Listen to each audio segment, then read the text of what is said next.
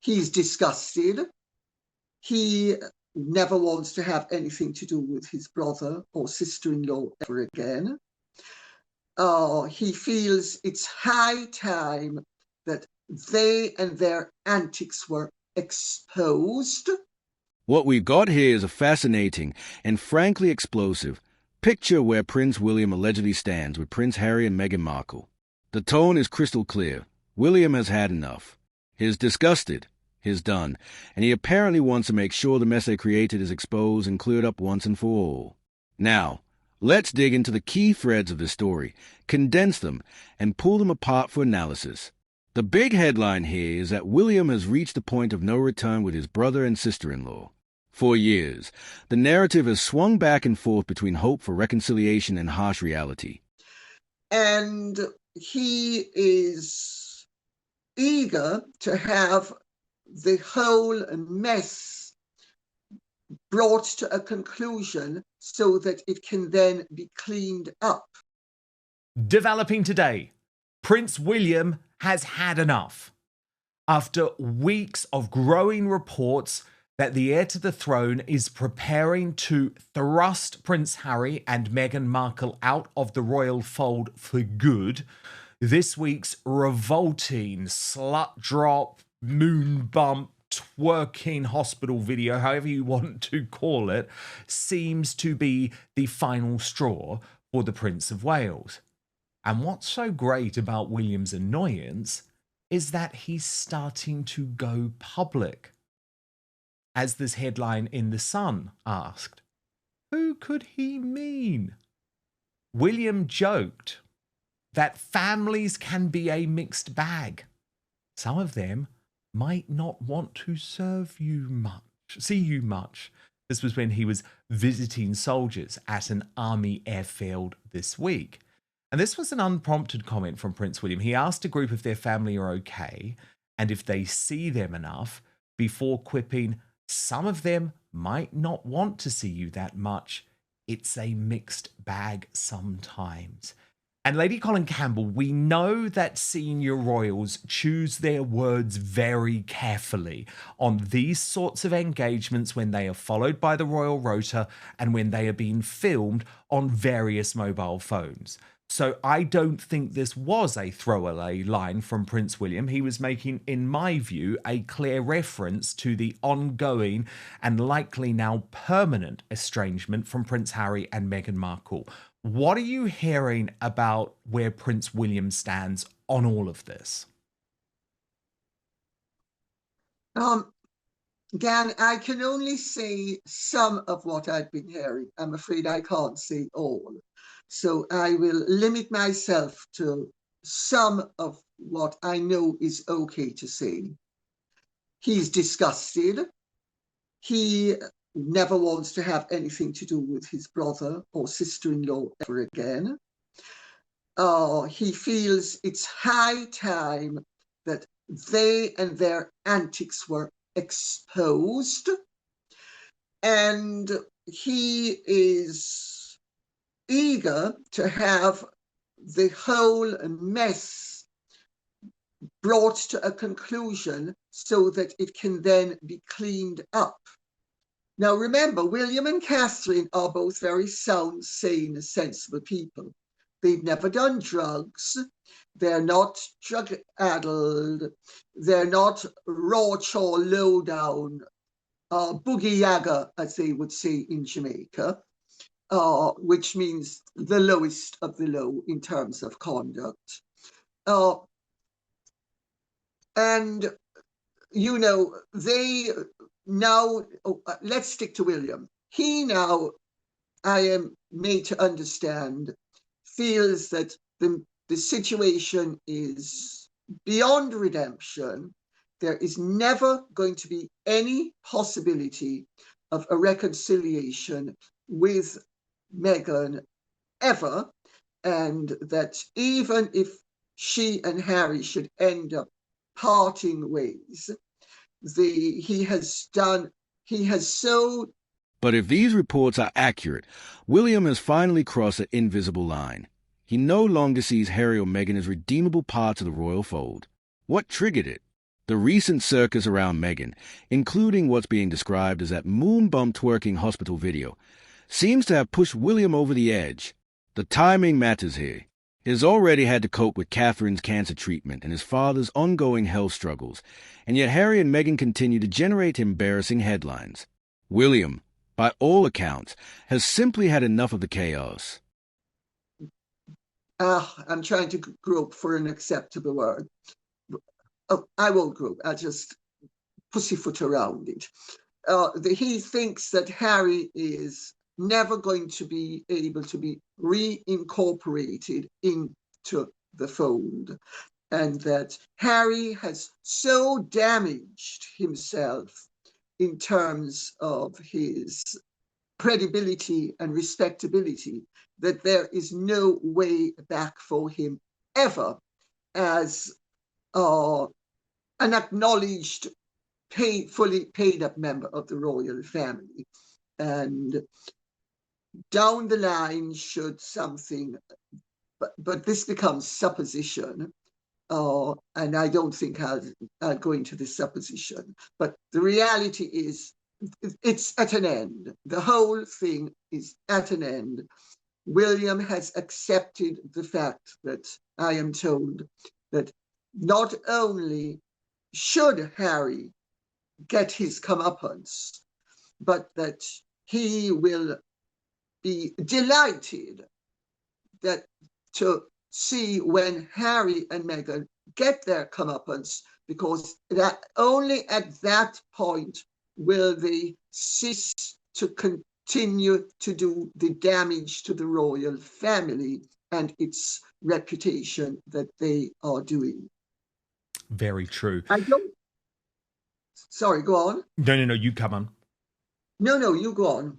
Well, I was just going to say, the thing that's so interesting about this Lady C is that it's come at a time when William's confidence is so clearly building. And I think that's one of the reasons why we're hearing so much more briefing from William's side, because obviously he had the most atrocious year. He was absolutely distraught, trying to balance the children, helping Catherine when she was undergoing her treatment for cancer. She's bounced back, and while obviously things are still incredibly tough for his father, he is coming to... It's a difficult thing, isn't it, when you think about mortality and your parents? But I guess what I'm trying to say is he's had a little bit more time to adjust, and he feels much more confident now that these are decisions that he will soon be having to make. But first, some struggle to fall asleep, others to stay asleep, and many wake in the night with racing thoughts. I have to be honest, that's often me, and don't you end up tossing and turning for hours? But I then found out that saffron is more than just a spice. It's shown in multiple human studies to help you fall asleep faster, stay asleep longer, and this is the best thing, wake up refreshed without that next day grogginess. All of this paints William as a leader stepping into his role earlier than expected. He knows tough decisions are coming, maybe in 3 years, maybe in 15, but is already bracing himself. Unlike his father, who is often seen as indecisive or hesitant, William seemed prepared to act firmly when necessary. This decisiveness could shape his reign. It works by boosting natural melatonin without dependency or morning fog, calming the nervous system, helping your mind unwind, improving mood and stress resilience so you wake up feeling better. Now, most saffron supplements don't work because they contain cheap, unstandardized saffron cut with fillers or low-potency extracts, delivering weak, inconsistent doses. This led me to Evening Being by Verso, a melatonin-free drink mix perfected over 3 years with a clinically studied, trademarked saffron, standardized and concentrated to only the active ingredients. Those ingredients proven to enhance sleep, mood, and relaxation. It's the most researched bioavailable saffron extract available. It's paired with other clinically studied patented ingredients to promote relaxation and deep, uninterrupted sleep. After taking Evening Bean, I fall asleep faster and stay asleep all night. So click the link in the show description or head on over to evening.ver.so BOMBSHELL/outspoken. Use the coupon code outspoken at checkout to save 15% on your first order. Try evening being tonight and wake up feeling refreshed tomorrow.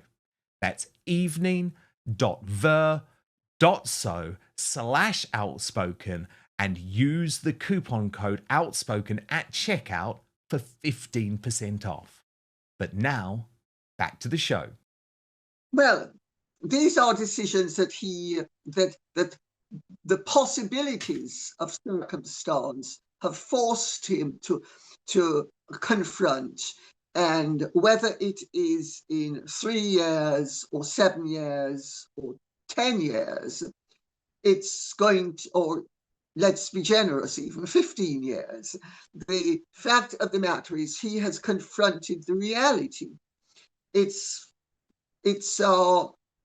in every relationship there comes a point where you confront the reality. For instance, if you're married and you discover that your husband is cheating on you, or that he might want to leave you, or that he's not in love with you anymore and is looking elsewhere, that's a decisive moment. And Williams had the decisive moment, not only in terms of having to confront Catherine's mortality, but his father's mortality, and what he will have to do, whether it is sooner or later, is beside the point.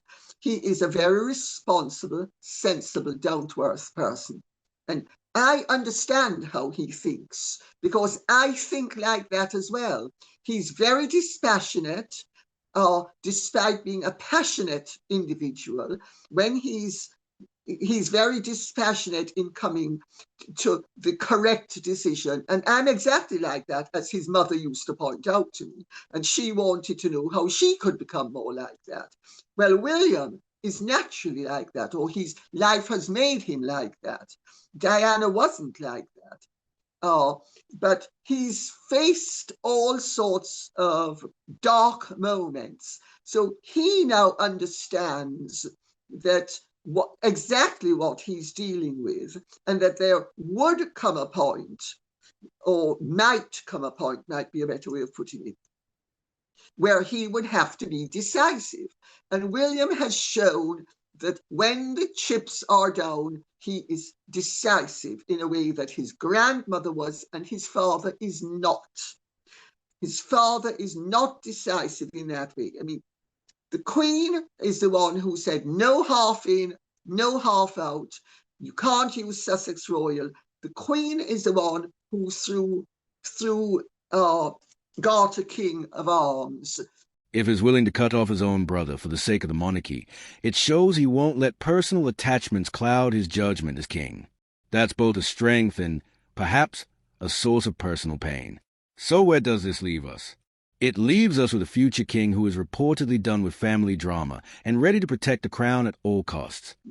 Made Harry and Meghan aware that they could not be half in, half out, that they were not allowed to use Sussex Royal, which of course they'd spent a year doing at vast expense, setting up, trademarking everything, including used sanitary napkins for sale to admirers. And William showed with the Sue Hussey business, Lady Susan Hussey. Susan Hussey, yes. Beautiful Arnie, otherwise known as, more accurately, Marlene Headley. He showed that when the chips are down, he will be decisive, and he will take actions that he might not want to take, and that he might have to then mend fences about thereafter, which indeed he did. But he was very quick to distance himself from any suggestion that any member of the royal household could function in a racist manner. So William has a streak of decisiveness that I actually have as well, I've got to tell you. I will chop you off at the knees. if it's what you deserve. And I think, and William does that as well. And so he is in the situation now where he is, I understand, mightily fed up with the ongoing drip and the escalation from Meghan Markle and Harry going along with it. And so the whole matter has become untenable. And let us see what is going to happen, because I am not going to say more than this now, beyond the fact that I know that there are things happening behind the scenes that have been happening for a while, but that have coalesced recently in a far more decisive way, so that the coalition has brought a hardening, which will hopefully result in certain decisive actions being taken. But we also need to understand that the Harry and Meghan situation is so gross and so grotesque that what the public pays for, some of their demands are not going to be easily satisfied.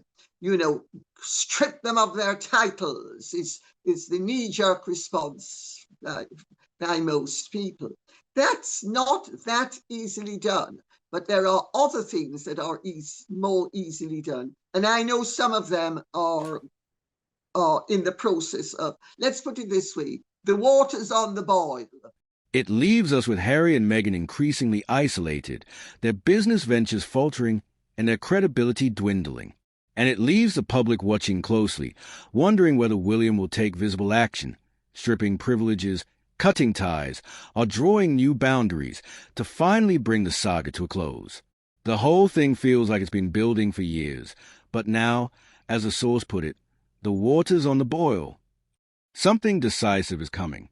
The only question is how far William will go and how Harry and Meghan will respond when the hammer finally falls.